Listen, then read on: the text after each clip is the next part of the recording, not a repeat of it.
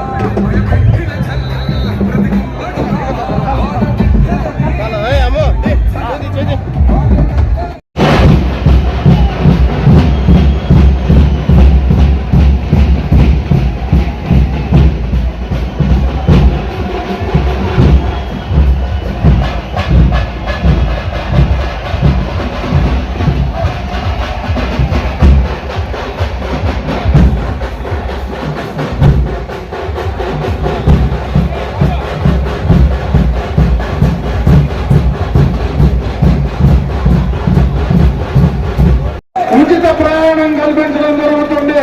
BC SC ST minority మహిళలకు 50 సంవత్సరాలకే pension సౌకర్యం కల్పించే కార్యక్రమాన్ని తీసుకుంటున్నాం. ఇప్పుడు ఎవరైతే మరి బిడ్డలుంటే విద్యా దీవెన పథకం కింద 15,000 ఆ కుటుంబంలో ఒక బిడ్డకే ఇస్తా ఉన్నారు. రేపు ఎన్డీఏ ప్రభుత్వం వచ్చిన తర్వాత ఎంతమంది బిడ్డలున్నా అంతమందికి 15,000 ఇచ్చేటువంటి కార్యక్రమాన్ని తీసుకోబోతా ఉన్నారు. రైతుల కోసం ప్రతి రైతుకు పెట్టుబడి నిధి కింద 20,000 రూపాయలు సంవత్సరానికి అందించే కార్యక్రమాన్ని తీసుకోబోతా ఉన్నారు. డ్రిప్ ఇరిగేషన్ పైన 90% సబ్సిడీ కింద డ్రిప్ ఇరిగేషన్ అందించే కార్యక్రమాన్ని రేపు రైతుల కోసం తీసుకోబోతా ఉన్నామని చెప్పి తెలియజేసుకుంటున్నా. ఈ రోజు బీసీలకు ఒక రక్షణ చట్టాన్ని తెలుగుదేశం ప్రభుత్వం వచ్చిన తర్వాత తీసుకోబోతా ఉంది. మహిళలకు ప్రతి మహిళకు 1,500 రూపాయలు ప్రతి నెల అందించేటువంటి కార్యక్రమాన్ని రేపు తెలుగుదేశం ప్రభుత్వం ఎన్డీఏ ప్రభుత్వం వచ్చిన తర్వాత తీసుకోబోతా ఉన్నామని చెప్పి ఈ సందర్భంగా తెలియజేసుకుంటున్నా. ఏదైతే ఇక్కడ మన వీకోట్లో 13 అన్నా క్యాంటీన్ మూసారో మళ్ళా అదే అన్నా క్యాంటీన్ తెరిచేటువంటి కార్యక్రమాన్ని తీసుకోబోతామని చెప్పి సందర్భంగా తెలియజేసుకుంటున్నా. గత ఎన్నికల్లో ఏవైతే ఈ యొక్క మండలానికి నియోజకవర్గానికి నేను శాసనసభ్యుడిగా మంత్రిగా శాంక్షన్ చేసినటువంటి పథకాలు తీసుకొచ్చినటువంటి పనులు ఏవైతే ఉన్నారో, ఏవైతే ఆపేశారో, ఏవైతే క్యాన్సల్ చేశారో వాటినన్నీ పూర్తి చేసే బాధ్యత నేను తీసుకుంటానని చెప్పి సందర్భంగా మీ అందరికీ కూడా తెలియజేసుకుంటున్నా. మళ్ళా డిగ్రీ కాలేజ్ కానీ, మళ్ళా కోల్డ్ స్టోరేజ్ కానీ, మళ్ళా టైగర్ రిజర్వాయర్ కానీ, మళ్ళా మైనారిటీకి సంబంధించినటువంటి రెసిడెన్షియల్ కాలేజ్ కానీ, మైనారిటీలకు సంబంధించినటువంటి అదేవిధంగా బీసీలు, ఎస్సీలు, ఎస్టీలకు సంబంధించినటువంటి కమ్యూనిటీ హాల్ కానీ ఏవైతే రోడ్లు గత ప్రభుత్వంలో చేశామో ఈఏపీ కింద చేసినవన్నీ కూడా కొన్ని చేశారు, కొన్ని ఆపేశారు. అవన్నీ కూడా అన్ని రోడ్లు కూడా కంప్లీట్ చేసే బాధ్యత నేను తీసుకుంటానని చెప్పి సందర్భంగా మీ అందరి దృష్టికి చేస్తా ఉన్నా. నేను ఎక్కడో మిమ్మల్ని కోరుకుంటా ఉన్నా, ఈ మండలం ఎప్పుడూ కూడా తెలుగుదేశం పార్టీకి పంచుకోవడం. మళ్ళీ ఎన్నికల్లో ఆ పేరు నిలబెట్టే బాధ్యత మీరు తీసుకోండి అని చెప్పి సందర్భంగా తెలియజేసుకుంటున్నా. ఇంకా 3-4 రోజులు మాత్రమే ఎన్నికలకు మనకు సమయం ఉంది. మనకి ఈ రోజు బేస్తవారం, శుక్రవారం, శనివారం 2 రోజులే మనకి ఎన్నికల ప్రచార కార్యక్రమం ఉంది. దయచేసి ఇక్కడ ఉన్నటువంటి మీరు, అదే విధంగా ఈ మండలంలో ఉన్నటువంటి నా సోదరి మండల యువకులు, మీరు నేను చెప్పిన కార్యక్రమాల్లో దయచేసి ఈ ప్రభుత్వాన్ని చేసేటువంటి తప్పులు రేపు ఎన్డీఏ ప్రభుత్వం వస్తే ఏం చేస్తామో దయచేసి ప్రజలకు వివరించండి. మీ బంధువులకు, స్నేహితులకు చెప్పండి. నా కోసం, పార్టీ కోసం ఈ 3-4 రోజులు దయచేసి పనిచేయండి. నేను 5 సంవత్సరాలు మీకోసం పనిచేస్తానని చెప్పి ఈ సందర్భంగా మీ అందరికీ తెలియజేసుకుంటున్నా. నేను ఎప్పుడూ అందుబాటులో ఉంటా. మా తండ్రి గారు కూడా 3 దఫాలుగా ఇక్కడ మీ పార్లమెంట్ సభ్యులు. నాకు మాత్రం 3 రాజధానులు పోయి 3 నామాలు అయితే జగన్ రెడ్డి పెట్టాడని చెప్పి సందర్భంగా కూడా తెలియజేసుకుంటా. ఈరోజు పోలవరాన్ని పూర్తిగా కూడా కోల్డ్ స్టోరేజ్ లో పడేశారు. ముఖ్యంగా మన ప్రాంతంలో ఇక్కడే ఇదే కోటలో గత ఎన్నికలకు మునిపే చంద్రబాబు నాయుడు గారు ముఖ్యమంత్రిగా, నేను మంత్రిగా దాదాపు 100 నీళ్లు ఎన్నికలకు మునిపే ఇక్కడ దాకా తీసుకొస్తే ఎన్నికలైన తర్వాత 5 సంవత్సరాలు కుంభకర్ణుల మాదిరి నిద్రపోయి ఎన్నికలకు ముందు నిద్రలేసి ఆ రోజు నేను కుప్పానికి నీళ్లు ఇస్తానని ఆ నీళ్లు తొప్పి జేసీబీలతో మరి రామకుప్పం దాకా తోసి ఆడ గేట్లు పెట్టి ఆడ ఎన్నికలకు ముందు మాట్లాడి మళ్ళా ఆ మరుసటి రోజే ఆ గేట్లు ఎత్తుకొని లారీలో పెట్టుకొని వెళ్ళిపోతే ఇటువంటి ముఖ్యమంత్రి మనకు అవసరమా అని చెప్పి సందర్భంగా తెలియజేస్తున్నాను. ఇటువంటి చేతగాని ముఖ్యమంత్రి, ఒక దద్దమ్మ ముఖ్యమంత్రి ఈ రాష్ట్రానికి పాలకుడుగా ఉంటే ఖచ్చితంగా కూడా మనకు నష్టం జరుగుతుందని చెప్పి సందర్భంగా కూడా తెలియజేసుకుంటా ఉన్నా. ఈరోజు మనం ఈ కోట ఒకసారి చూద్దాం. గతంలోనే ఇదే ఈ కోటలో డిగ్రీ కాలేజ్ తీసుకొచ్చా, శాంక్షన్ చేశా, మొదలు పెట్టా, అన్ని చేస్తే ఈ ప్రభుత్వంలో ముఖ్యంగా ఇక్కడి నుంచినే, ఈ మండలం నుంచినే శాసనసభ్యుడిగా గెలిపించారు, పార్లమెంట్ సభ్యుడిని గెలిపించారు. కనీసం ఆ డిగ్రీ కాలేజీని ఈ రోజు దాకా పూర్తి చేసేటువంటి పరిస్థితి ఉందా అని అడుగుతా ఉన్నా. ఇదే కోర్టులో ఎస్సీలకు అంబేద్కర్ భవన్ తెచ్చా, బీసీలకు బీసీ భవన్ తెచ్చా, మైనారిటీలకు షాదీ మహల్ తెచ్చా.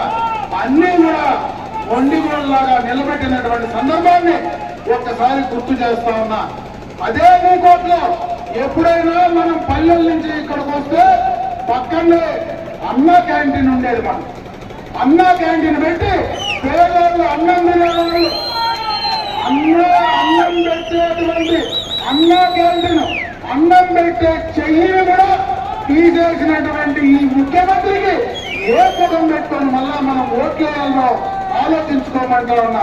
ఇదే రైతుల కోసం మాట్లాడుతూ ఉన్నాడు. ఇక్కడ రైతుల కోసం గత ప్రభుత్వంలోనే మనం ఈ రోజు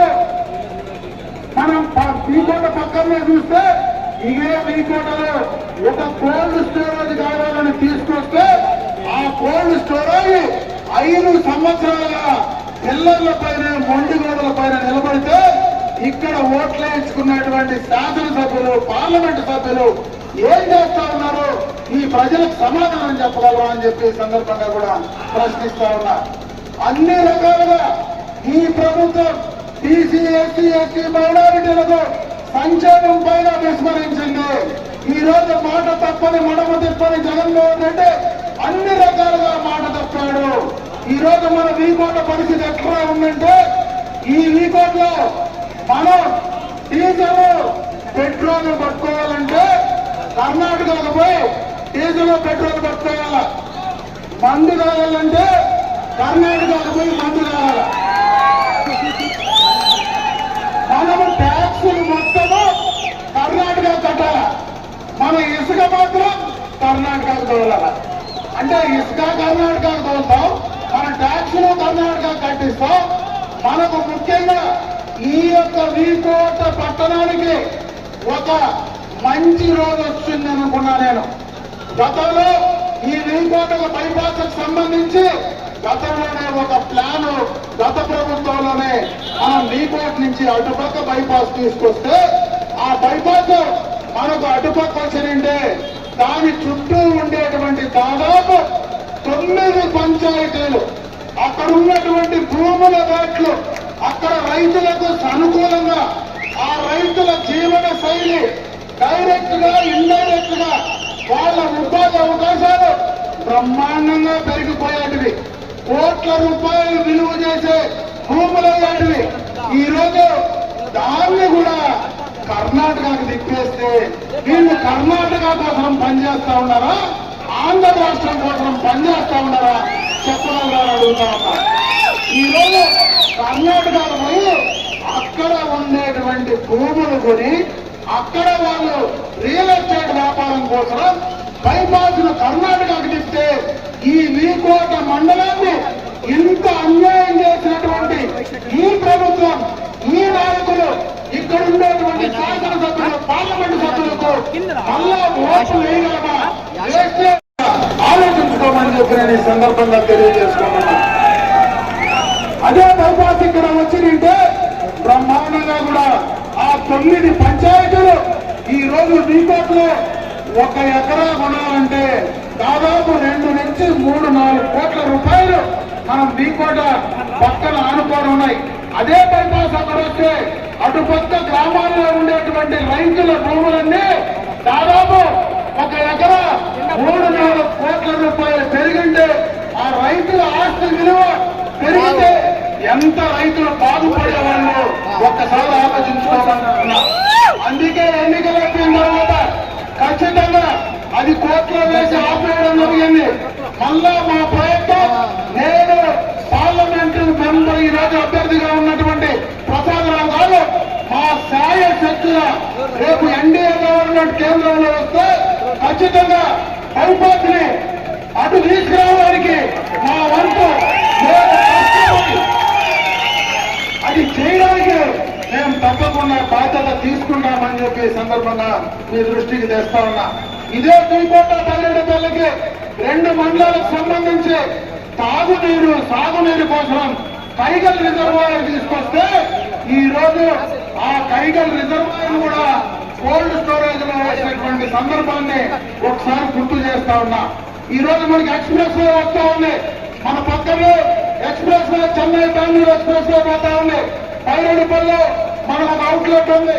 రాబోయే కాలంలో ఇటు వీకోట అటు బైరడిపల్లి ఒక ఇండస్ట్రియల్ హబ్ గా, ఒక ప్రాసెసింగ్ సంబంధించినటువంటి ఇండస్ట్రీస్, ఫుడ్ ప్రాసెసింగ్ సంబంధించినటువంటి పరిశ్రమలు అనుకూలమైనటువంటి వాతావరణం ఈ ప్రాంతంలో రాబోతా ఉంది. దాన్ని చేయడానికి అటు కేంద్రంలో ప్రసాదరావు గారు, ఇక్కడ నేను ఖచ్చితంగా కూడా దాన్ని చేసి ఇక్కడ ఉన్నటువంటి యువతకి ఆ కార్యక్రమాలు చేస్తామని చెప్పి ఈ సందర్భంగా తెలియజేసుకుంటున్నా. ముఖ్యంగా యువత మేల్కోవాలి. ఈ రోజు ఎవరైతే యువకులు ఉన్నారో మీ భవిష్యత్తు ఈ రాష్ట్ర ప్రభుత్వం చేసేటువంటి విధానాల వల్ల, జగన్ రెడ్డి విధానాల వల్ల పూర్తిగా కూడా నాశనం అయిపోయే ప్రమాదం ఉంది. ఆ ప్రమాదాన్ని మొట్టమొదటగా గుర్తించింది మన నాయకుడు, నిజాయితీ కలిగినటువంటి నాయకుడు, మనకున్నటువంటి జనసేన పార్టీ అధ్యక్షుడు.